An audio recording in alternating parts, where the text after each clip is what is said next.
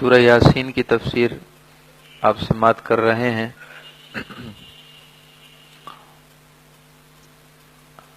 آیت نمبر 7 میں اللہ تعالی نے ارشاد فرمایا لَقَدْ حَقَّ الْقَوْلُ عَلَىٰ أَكْثَرِهِمْ فَهُمْ لَا يُؤْمِنُونَ، بلا شبہ ان کافروں کے مسلسل انکار کی وجہ سے، ان کافروں کے مسلسل تعصب اور ہٹ درمی کی وجہ سے ان کے اکثر پر یہ فیصلہ ہو چکا ہے، ان کے اکثر کے بارے میں یہ فیصلہ ہو چکا ہے فَهُمْ لَا يُؤْمِنُونَ کہ یہ ایمان نہیں لائیں گے۔ لَقَدْ حَقَّ الْقَوْلُ عَلَىٰ أَكْثَرِهِمْ، بلا شبہ اللہ کا فیصلہ ان کے اکثر کے بارے میں ہو چکا، ان کافروں کی اکثریت کے بارے میں اللہ کا فیصلہ لازم ہو چکا فَهُمْ لَا يُؤْمِنُونَ کہ یہ ایمان نہیں لائیں گے۔ علماء کرام نے ارشاد فرمایا کہ اللہ رب العزت نے اپنے حبیب صلی اللہ علیہ وسلم کو اس آیت طیبہ میں اس بات سے باخبر کیا کہ یہ کافر کفار مکہ اور دیگر کفار جو مسلسل آپ کی دعوت کو ٹھکرا رہے ہیں اور آپ کی کوششوں کا صلہ آپ کو نہیں دے رہے، آپ کی بات کو نہیں سنتے، ان کے مسلسل ہٹ درمی کے باعث اللہ رب العزت نے ان کے بارے میں فیصلہ فرما دیا ہے کہ یہ ہدایت کو قبول نہیں کریں گے۔ جو آنکھ ہدایت دیکھ سکتی ہے یہ اس آنکھ سے محروم ہے، جو کان ہدایت سن سکتے ہیں یہ ان کانوں سے محروم ہے، اور جو دل ہدایت کو قبول کرتے ہیں یہ اس دل سے محروم ہے۔ ہم نے ان کی مسلسل تعصب اور مسلسل انکار کے باعث یہ فیصلہ کر دیا ہے۔ لَقَدْ حَقَّ الْقَوْلُ عَلَىٰ أَكْثَرِهِمْ فَهُمْ لَا يُؤْمِنُونَ، بلا شبہ اللہ کا فیصلہ ان کافروں میں سے اکثر کے بارے میں یہ ہو چکا فَهُمْ لَا يُؤْمِنُونَ کہ ایمان نہیں لائیں گے۔ محترم سامعین کرام، جب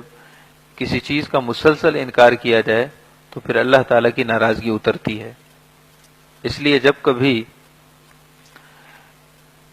آپ کے یا ہمارے کسی گناہ پر ہمیں بار بار شرمساری اور عتاب ہو رہا ہو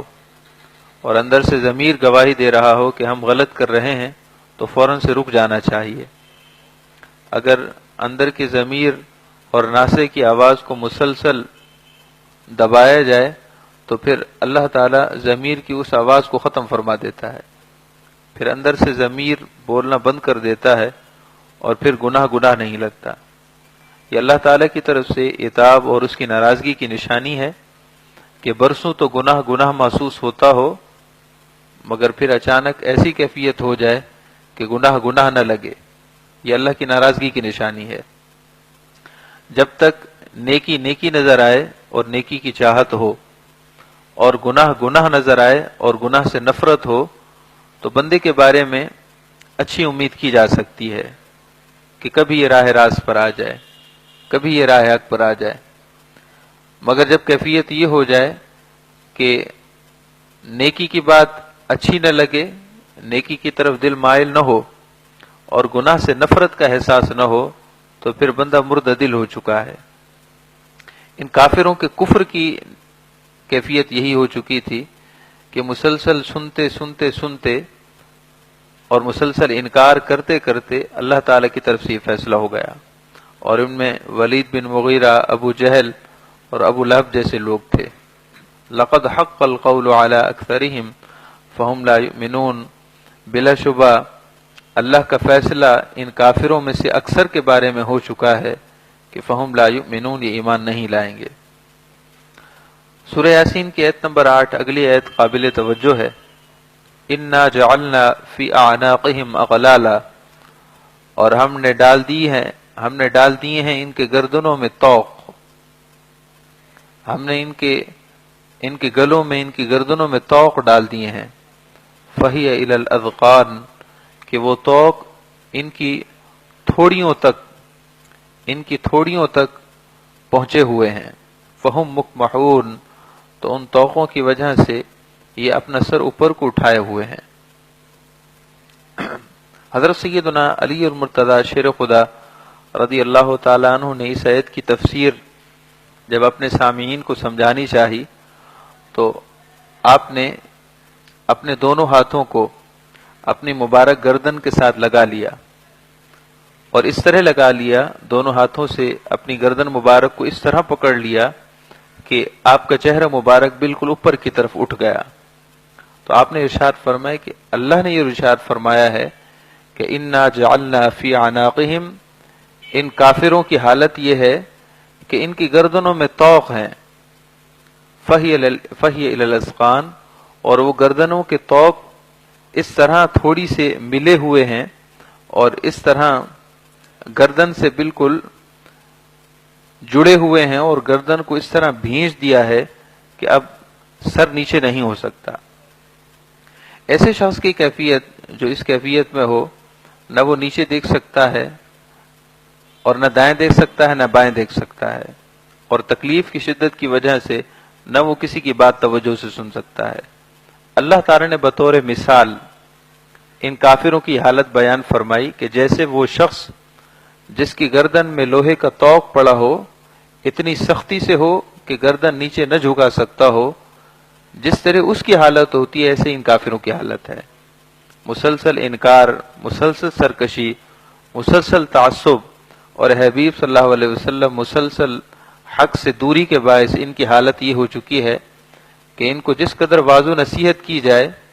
یہ توجہ سے سن نہیں سکیں گے، نہ یہ دائیں طرف توجہ سے سن سکیں گے، نہ بائیں طرف جھک سکتے ہیں۔ ان کے کفر نے ان کی حالت ایسی بنا دی ہے۔ انا جعلنا فی اعناقہم، بلا شبہ ہم نے ان کی گردنوں میں طوق ڈال دیے ہیں، فہی الی الاذقان، جو ان کی تھوڑیوں تک پہنچے ہوئے ہیں کہ گردن نیچے نہیں جھک سکتی، وہم مکمہون، اپنے سر کو اوپر کی طرف اٹھائے ہوئے ہیں۔ وجعلنا من بین ایدیہم سدا، اور ہم نے ان کے سامنے بھی ایک دیوار بنا دی ہے، ومن خلفہم سدا، ان کے پیچھے بھی ایک آڑ، ایک رکاوٹ، ایک دیوار بنا دی ہے، فاغشیناہم فہم لا یبصرون، اور ان کی آنکھوں پر پردہ ڈال دیا ہے تو وہ کچھ دیکھ نہیں پا رہے۔ جس شخص کے سامنے بھی رکاوٹ ہو، پیچھے بھی رکاوٹ ہو، ویسے اس کو کچھ نظر نہیں آئے گا۔ پھر عالم یہ ہو کہ آنکھوں پر پردہ بھی ڈال دیا جائے، پھر تو جو کچھ نہ کچھ گنجائش نکلتی تھی وہ بھی ختم ہو گئی۔ ارشاد فرمائے کہ ان کافروں کے تعصب اور مسلسل حق سے انکار کی وجہ سے ان کی حالت یہ ہو چکی ہے کہ سامنے بھی دیوار ہے کہ اس دیوار کے پار انہیں حق نظر نہیں آتا، ان کے پیچھے بھی دیوار ہے کہ اگر پیچھے بھی چاہیں تو آڑ کی وجہ سے حق نظر نہیں آتا، اور پھر آنکھوں پر گمراہی کا پردہ بھی ہے۔ یہ دیواریں ہم نے نہیں بنائیں، یہ دیواریں انہوں نے خود ہی اپنے لیے کھڑی کرنے کے سبب بنائے ہیں۔ اگر یہ اول دن ہے سے ہمارے حبیب صلی اللہ علیہ وسلم کی بات کو توجہ سے سنتے تو کبھی بھی وہ دیواریں کھڑی نہ کی جاتی۔ ان کے مسلسل تعصب کی وجہ سے ان کے آگے پیچھے دیواریں انہی کی وجہ سے کھڑی ہوئی ہیں، اور گمراہی کا پردہ ان کی آنکھوں پر تبھی ہے